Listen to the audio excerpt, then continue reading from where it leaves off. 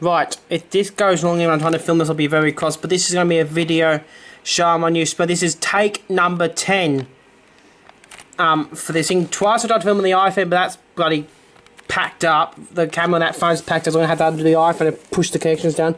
What I got is 7018 Mark 1 livery, V-line passenger blue. I'll show my original sprinter. 7004. The line code is set to Warrnambool and South Geelong.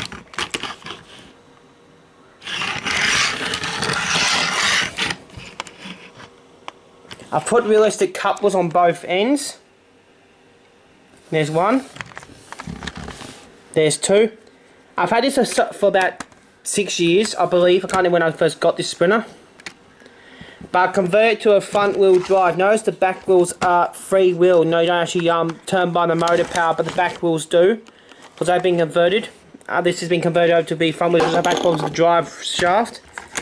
On the back, what I've made for it though is a motor unit coupler. It's that type of thing with the Buckeye connect like V-line have.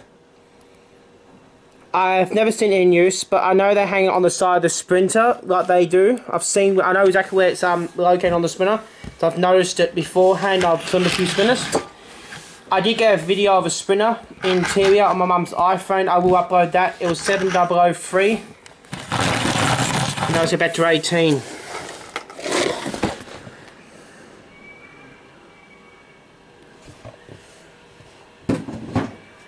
I've already pre-decaled. They come with decals, history book. Let me put it down. Just pause the YouTube video if you want to read that. But what I do like about this train, it has the real trains of these have a turbocharged V8. Come with little figures. This tells you about the electrics, how to take the chassis off and all that. I've already put a lock sound chip style made by lock sound chip, but it's not the sound version. But when after Christmas time,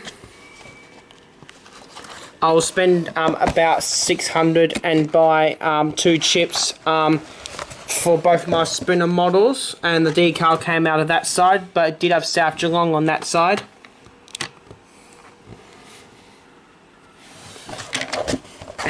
Let me see if I'll find it.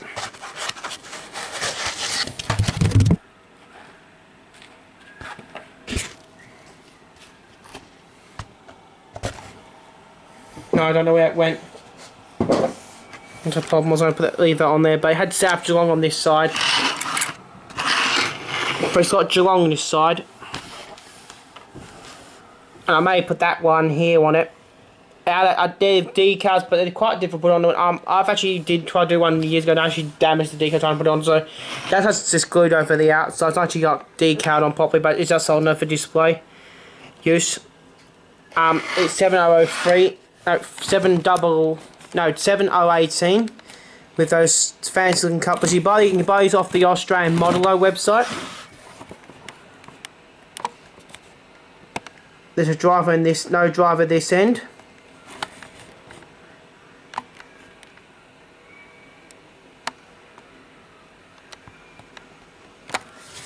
There's driver this end though. As you can see, I might actually put a driver at the other end of the train to make it look a little fender. I think it's a plain driver figure, not actually painted, but I can't really tell. Actually, got the V-line on purple uniform on that.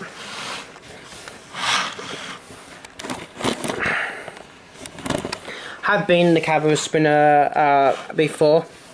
It was 7003, I think. When me, STY Train Spotter and Mark's Trains were at Southern Cross once, we had to saw this movie. We had to look in the cab also because the cab door was unlocked.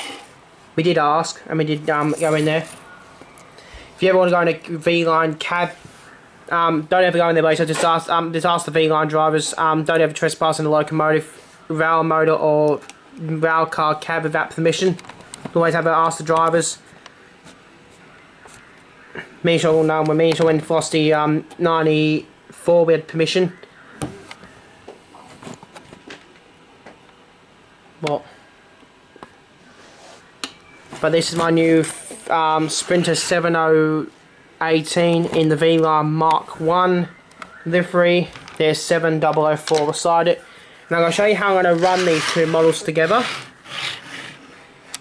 Let's couple together like that. And I want them in multiple like this. That's my brand new V-Line 7018 with 7004.